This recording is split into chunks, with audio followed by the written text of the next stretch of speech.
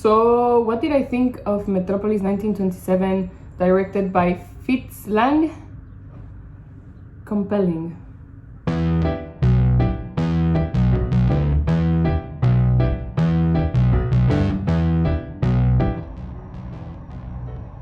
Metropolis is set in a futuristic dystopia, in a city that is divided in two, the top and the bottom. In the bottom, we have a city of workers that are basically exploited by long hours of work. And then we have the people who live above them. They are the rich people who need the machines maintained by the workers to continue with their luxurious way of living.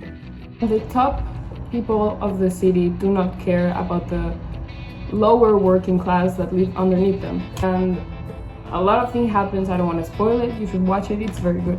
There are a lot of different views. There is a religious view, a political view, an economics view, and I think it's amazing how they mixed like the futuristic idea with the religious idea and then made this kind of apocalyptic view. It's very German expressionism.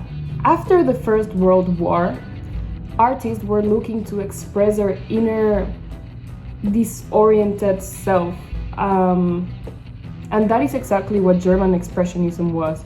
Basically, German expressionism tried to take a twist in reality and in your psychology. We can sense how the character's disorientation evolves and develops. It is too much to contain, it is unreal, it is about the internal psychological feeling. Metropolis was one of the movies made under the UFA in the Weimar period after World War I. The German government decided to ban all foreign films, so there was a domestic boom. The film is very compelling and it has amazing scenes, but there is one specific scene that I want to talk about, and this is the scene in which we see the 7 capital sins and the Reaper coming to life. It was very scary. I was watching it at night and the Reaper was looking straight at us and I was like, oh, okay. The inclusion of the 7 deadly sins was very interesting to me, because even if this is a futuristic film, adding like that religious aspect was interesting. Basically, I want to talk about the magic behind this. When the book was first written by Thea von Harbou, it was more magical than technical, but Fritz Lang decided to make it more machine sort of like.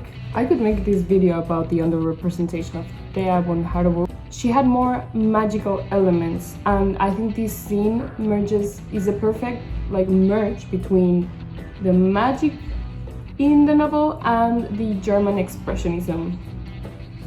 This is also the part in which we see like a montage or a collage of different like views. We also see Maria dancing, hypnotizing people. One can see that this is a movie that represents German expressionism in its bloom, in its best era, because the film has a visceral examination of the characters and it exaggerates the world, an amplified sense of deep emotion. German expressionism wouldn't be complete if I didn't mention F.W. Murnau, who did the movie Nosferatu. I think we've all seen this movie, or if you haven't seen it, I recommend it. Also the director Hans Janowitz. The German expressionist movement was chaotic, it forced itself into the characters. It is not quite reality. Directors like Del Toro, David Lynch, and Tim Burton gather some of their inspiration from these movements. So why did I say at the start the film was compelling? Well, its dark and surreal emotions that capture the psychology of the audience are, if not compelling, I don't know what other word I would use for them. That is overall, I think if you want to know more about German expressionism, you should watch Metropolis, because it shows all the themes that German expressionism is all about. I enjoyed it, I recommend it, it was amazing. The scenery, the orchestra, it was a very good movie. I would give it a 9.5 out of 10.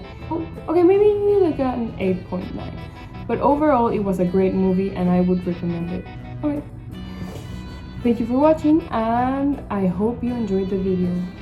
Goodbye.